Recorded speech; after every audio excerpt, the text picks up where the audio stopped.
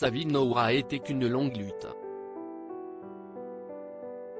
Retrouvé mort chez lui à 60 ans ce samedi matin, Harry Boulogne, le fils illégitime présumé d'Alain Delon, avait eu une enfance difficile, loin d'une mère qu'il a finalement rejoint à 16 ans.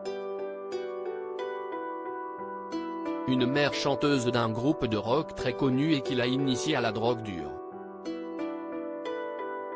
S'il a longtemps cherché à faire reconnaître sa filiation par celui qu'il pensait être son père biologique Alain Delon, Harry Boulogne, dont le corps sans vie a été retrouvé cette nuit alors qu'il n'avait que 60 ans, a également mené un autre combat dans sa vie, celui de l'addiction à la drogue dure. Une bataille ardue pour lui, qui avait commencé jeune l'héroïne en compagnie de sa mère biologique, la chanteuse Nico. Égérie d'Andy Warhol et membre du groupe culte The Velvet Underground, celle-ci était en effet une consommatrice assumée de nombreux produits illicites. Et lorsqu'à 16 ans, son fils qui a été élevé en grande partie par la mère et le beau-père d'Alain Delon vient définitivement la retrouver, elle le fait rapidement basculer. Tous les deux deviennent fusionnels et consomment ensemble jusqu'à la mort de la jeune femme en 1988 d'un accident de vélo. Une dizaine d'années de sa vie dont il ne gardait pas un mauvais souvenir, bien au contraire, pour moi, c'était une très bonne mère. Elle m'a tout donné. Même la drogue, je l'ai vécue à fond avec elle sans que ce soit un problème. De mes 16 ans jusqu'à la fin, nous avons partagé la drogue, la même seringue. C'était une manière d'être ensemble, assurait-il dans une interview au JDD il y a 5 ans.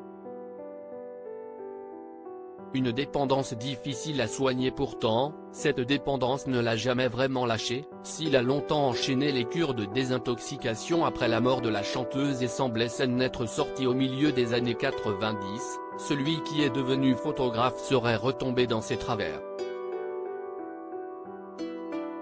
Ses voisins, interrogés par Le Parisien, parlent en effet d'un homme rongé par la toxicomanie avant son décès. Tous les jours, ici, c'était le balai des livreurs de stupes, aurait en effet témoigné l'une d'entre eux.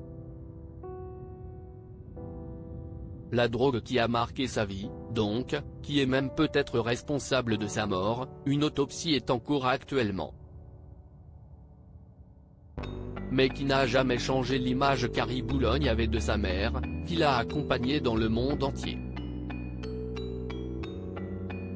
Jusqu'aux derniers instants de sa vie, elle était flamboyante. Elle n'était pas malsaine. Elle avait un humour fou, sec et acide, avec un grand sens de la dérision. C'était une rock'n'roll woman, qui s'emparait de la scène comme une lionne, expliquait-il. Un bel hommage pour un homme qui aura vécu une vie faite de hauts et de bas.